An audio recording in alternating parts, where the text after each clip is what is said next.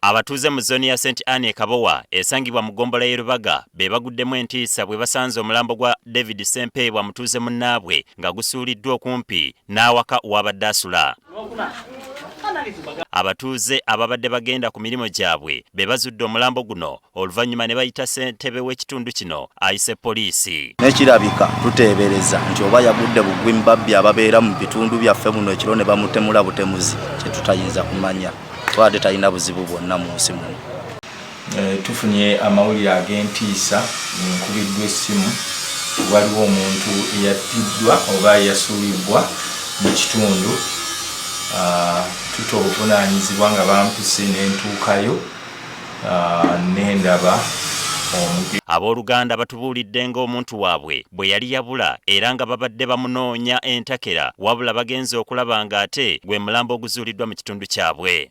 Ffe naffe tumaze ennaku kuva lwakusatu lwe twasembayo omulala netugamba katugende tulabe n'okumukyusa nga yeeyo. Era olwaleero nejjo basibye bamunoonya tuusa ate bwe tufulidde amawulire ogo ne twesiŋŋaana nga yeeye. Poliisi eriko obujulizi bwekuŋŋaanyiza mu kifo kino era nga esanzeewo n'omusaayi. Eky'omukisa omulungi nti mulimu samples ze batutte. Tusuubira nti ndowooza mu bbanga eritali lyewala nnyo tujja kusobola okumanya bantu kyabo nga tuyambisa obaolyawo ne kamera eri mu kitundu okwongera okulaba omugenzi watera okutuula waava. Abakulembeze wamu n'abatuuze beeraliikirivu olw'obumenyi bw'amateeka obweyongera mu kitundu kyabwe buli olukya. Battibwa, abantu babbibwa, abantu batambulira ku bunkenke naye tulaba nga poliisi eringa eragayizaamu. Tusaba poliisi ezitwetoodde zonna Katwe na Teete muveeyo mujje mulabe nga mutaasa abantu ku mbeera ya security mu bitundu abantu tebakyebaka.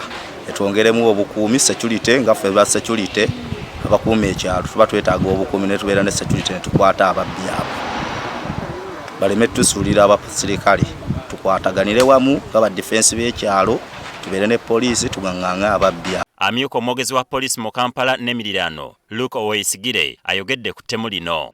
Sempeebwa David alina emyaka 4 era nga mutuuze mu kitundu ekyo agambibwa okuba nti naye atemuddwa kuliraana ennyumba ye era omulambo gwe ne bagusika ne bagutwala mu kiyumba ekitannaba kuggwa gye gwasangiddwa.